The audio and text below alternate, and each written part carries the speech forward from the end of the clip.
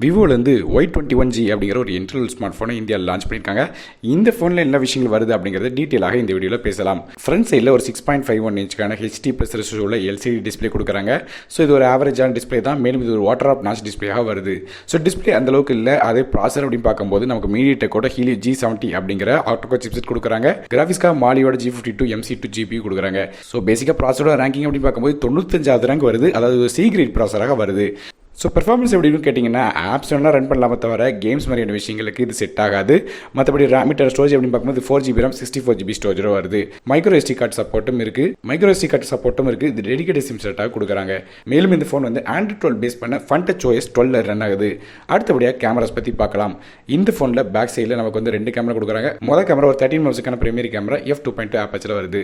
ரெண்டாவது camera 2 மெகாபிக்சலுக்கான macro sensor கொடுக்குறாங்க. 4 cm வரைக்கும் க்ளோஸ் அப் ஷாட்ஸ் எடுக்க முடியும். அதே ஃப்ரெண்ட்ஸ் செல்ஃபி அப்படின்னு பார்க்கும்போது 8 மெகாபிக்சலுக்கான ஃப்ரண்ட் ஃபேசிங் கேமரா f2.0 ஆப்பர்ச்சரில் வருது. ஃபிங்கர் பிரிண்ட் ஸ்கேனர் சைடில் பவர் பட்டனில் கொடுக்குறாங்க. இது போய் இந்த ஃபோனில் 3.5 ஆடியோ ஜாக் சப்போர்ட் இருக்கு. மேலும் இந்த ஃபோனில் பேட்டரிஸ் அப்படின்னு பார்க்கும்போது 5000 mAh பேட்டரி 18 வாட்க்கான ஃபாஸ்ட் சார்ஜிங் சப்போர்ட் வருது. ஸோ ஓரளவு ஃபாஸ்ட்டாக சார்ஜ் பண்ண முடியும். சார்ஜ் பண்ணுறதுக்கு USB Type-C போர்ட் தராங்க. இந்த ஃபோனில் 4G சப்போர்ட் மட்டும் தான் இருக்குது. டியூல் 4G சப்போர்ட் இருக்குது. 5G சப்போர்ட் கிடையாது. விவோட இந்த Y21G பொறுத்த வரையும் நமக்கு வந்து மிட்நைட் ப்ளூ, டைமண்ட் ப்ளூ அப்படிங்கிற 2 கலர்ஸ் வருது. இதோட விலை அப்படின்னு பார்க்கும்போது 13,990 அப்படிங்கிற விலையில் ஆஃப்லைன் மார்க்கெட்ஸில் கிடைக்குது.